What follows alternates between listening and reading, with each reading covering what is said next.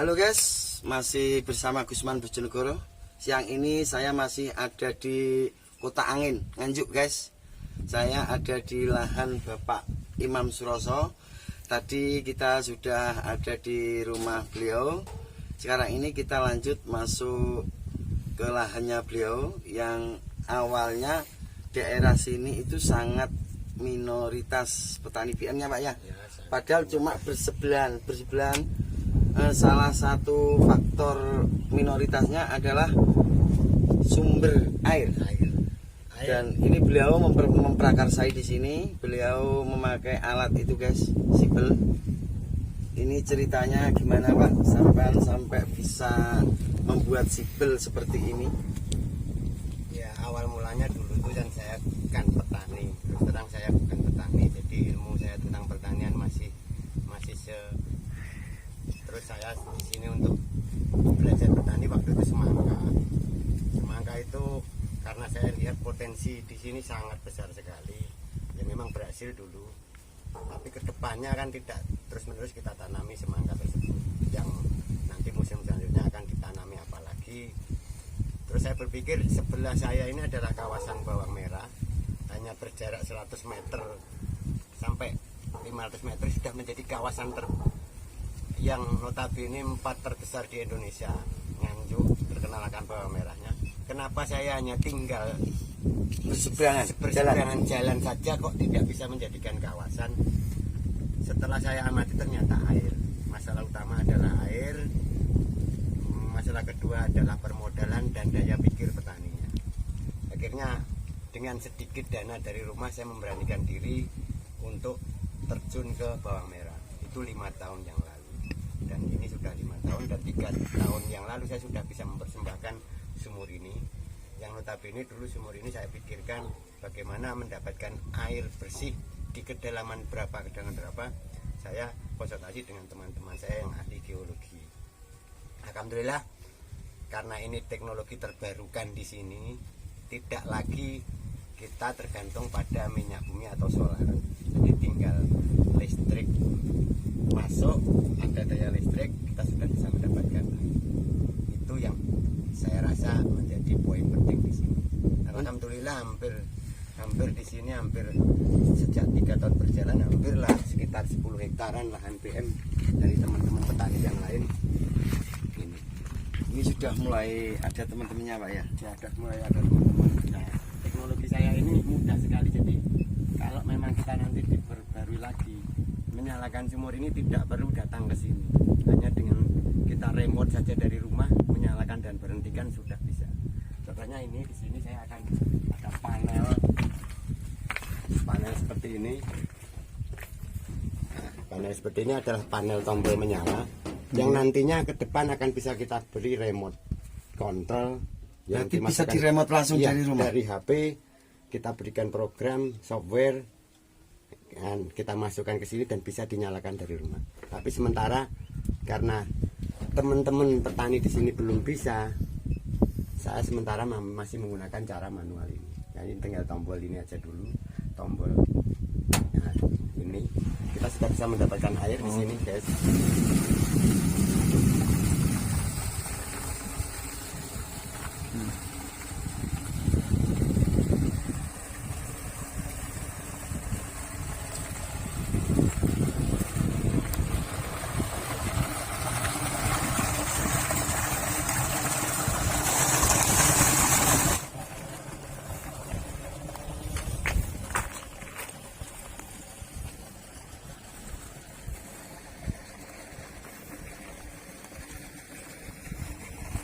Oke, cukup Pak, dimatiin Pak.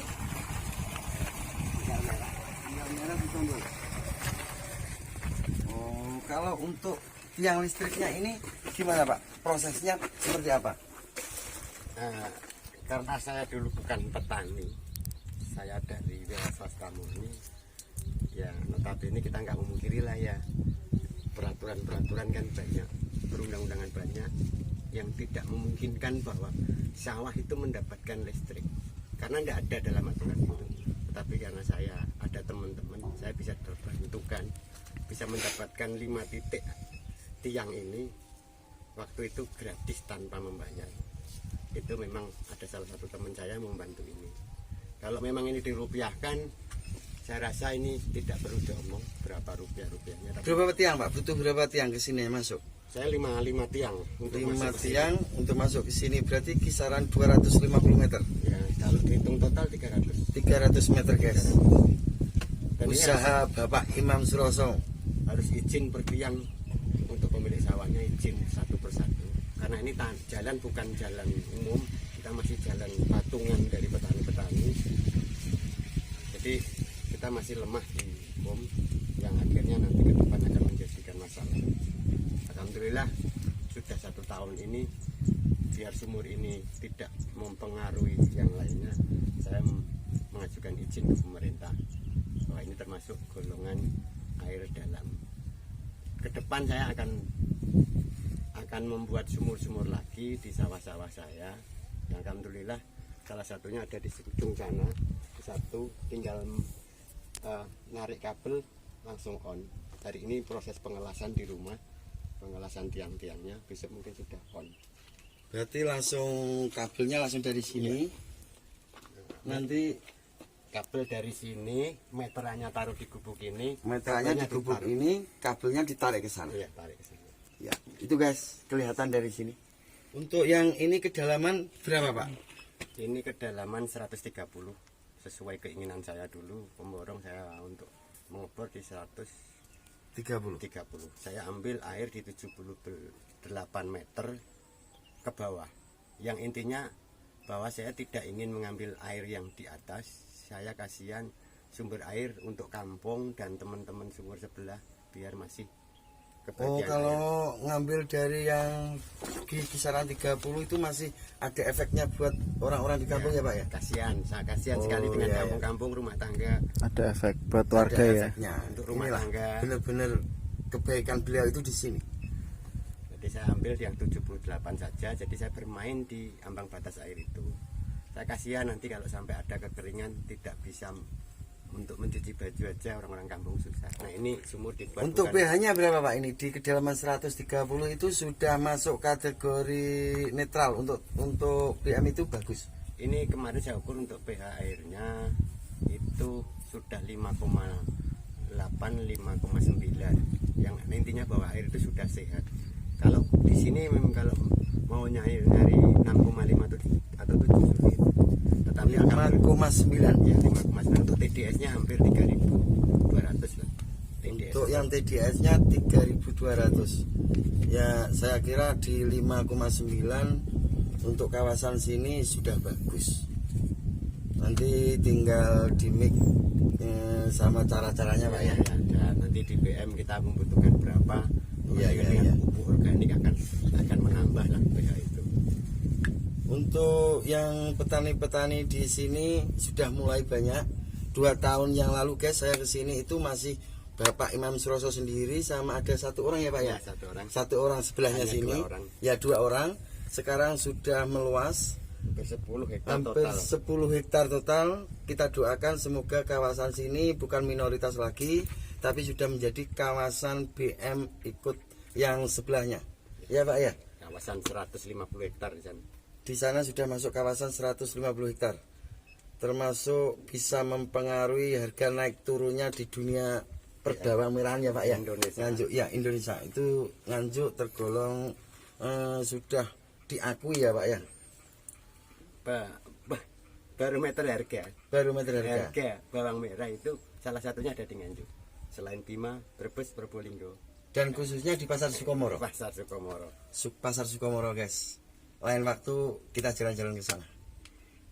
Ya, moga-moga Om Kusman ini niat baik saya ini nanti ada teman-teman yang mendukungnya hanya dengan mungkin doa saja. Amin. Amin. Amin. Amin. Saya bisa mempersembahkan setelah sepeninggal saya nanti. Semua ini kan gantian nantinya. Nggih. Entah siapa pasti ada penggantinya. Minimal saya sudah meninggalkan sumber air, meninggalkan kawasan yang sudah jadi, dan para penerus saya lebih mudah. Apalagi saluran air di musim penghujan sudah tertata rapi.